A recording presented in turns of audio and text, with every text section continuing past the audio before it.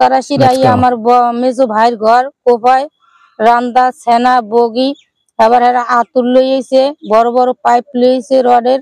এই দিয়ে পিড়ে ধুমধাম করে আর আমার ঘরের সাইরু কুল এরিয়ে দিয়ে ফলাইছে কইছে যে বাইরে যদি স্নান করো এককাল কল্লা ফালাই দিমু ওসি স্যারে যেদিন আসছে হুমকি দিয়ে গেছে পোলাপান নিয়ে আগের সপ্তাহে হয় আগের সপ্তাহে এরপর এই ওসি স্যারে বলছে যে এই মহিলা বেদব চরম বেদব মহিলার ধর মা খালা চেয়ারম্যান বাদল খান ইউনিয়নের আমতলি 50% 2 বনে বিক্রি করছে সে বিক্রি করছে খাস জমি দখল পজিশন সে আমার মা খালা সরল সহজ পাইয়া সে এ জায়গায় দেখছে যে ক্ষতি এনে জমি আছে রেকর্ডই অনেক এ জমি হে লোভ না সামলাইতে পেরে আমার মা খালা সরল সহজ পাইয়া সে রেকর্ডি জায়গা দলিল করিয়া নেয় তার বাসায় বইয়ে রেজিস্ট্রি করে লোকজন নিয়ে টিপসই নেয় আর ওই জায়গা দখল পজিশন আমাকে ঘর বসত বাড়ি এসেলে ওই বসত বাড়ি বিক্রি করা হয়েছে ওই বসত বাড়িতে সে আমাগো হ্যাঁ তোর কাছে আমার একটাই দাবি তুই তো আমাকে দখল পজিশন খাস হিসেবে আমরা বিক্রি করছি আধা দাম দেছো তুই 4,000 টাকা করা দেছো তাই তোর দ্বারা আমার এইটাই দাবি তুই যে বিলি নেছো আমার মার কবরের দায় আমার একটু জায়গা দিবি হ্যাঁ চেয়ারম্যানে বলছে আমি জায়গা তো পড়েই রয়েছে বাদল খা বলতে আছে যে আমি জায়গা তো পড়েই আছে আমরা যাই ঘর তুলেন আমরা ঘর তুলছি মেয়রের পোলাপান দিয়ে চেয়ারম্যানে নিয়ে গেছে স্যার আগে আইছে ওসি স্যারে আইয়ে বলছে যে আমি জমি স্পটে দেখতে যাব আমাকে ধরে এইটা বলছে তাই আমরা জানি না যে সে সন্ত্রাস নিয়েই বা আমাকে আক্রমণ বা অত্যাচার বা মানহানি মান সম্মান করবে আমরা এভাবে কোনো প্রস্তুতি নিয়ে রইনি আমরা বাসায় আসলাম আমার ছোট বোন আর আমার মা আর আমার ভাইয়ের বউ আমরা বাসায় আসলাম 4-5টা মহিলা আমার ভাইরেও কাজে গেছে এরা শ্রমিক দিন মজুরি কাজ করে খায় হ্যাঁ হেরা আসলে না এরপর সে আইছে ওসি স্যার আইয়ে এরপর রাস্তা দিয়ে ঘুরে দিয়ে আইয়েই বলতে আছে যে জমি কই আমার এই ইটা দেখেন ম্যাপটা দেখেন সে আমাকে 5টা দাগ 5 বিঘা জমি সে কোনো জায়গায় সে যায় নাই সে আমার ঘরের সার্কুলে ঘুরে দিয়েই 1-1.5 পোলাপান দিয়ে সে আমার লাগে বলতে আছে যে এই মহিলা এদিকে আসেন এই মহিলা এদিকে আসেন আমার এই জায়গায় কুমোর গাছ আনলে আমি কই স্যার এই পাশে তো আমি আসেন গাছগুলো অনেক তো মানুষ নষ্ট হয়ে যাবে এই মহিলা এদিকে আসতে বলছে এদিকে আসেন এবার আমি আইসি আমার মার আর আমার স্টেটমেন্ট নেয় যে কিভাবে কি জায়গা বিক্রি করলেন এটা কি রাতে না এটা দিনে আইছে এই সময়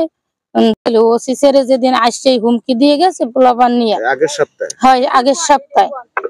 এরপর এই ওসি স্যারে বলছে যে এই মহিলা বেদব চরম বেদব মহিলার ধর আমি ফোনে টাইম দেই যে কয়টা বাজলে আমার ভাইরা কাজে গেছে তা তো আসতেও পারবে না আমি দেই যে 11টা বাজে আমি কয় বেদব মহিলা ফোন রেকর্ড করো এই রেকর্ড করো চেনো মানুষ চেনো 10টা মগের মূল্য চেনো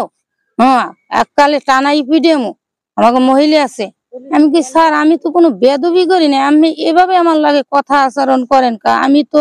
কোনো অযুক্তি কথা কইনি আমি কইছি স্যার আমি লিগাল যেটা এইটা সততা আইনের মাধ্যমে আইনের লোক আমি সামান্যই ভাবে এটা ফয়সালা করবেন বা এখানে বসে আমাকে ফয়সালা করিয়ে দেবেন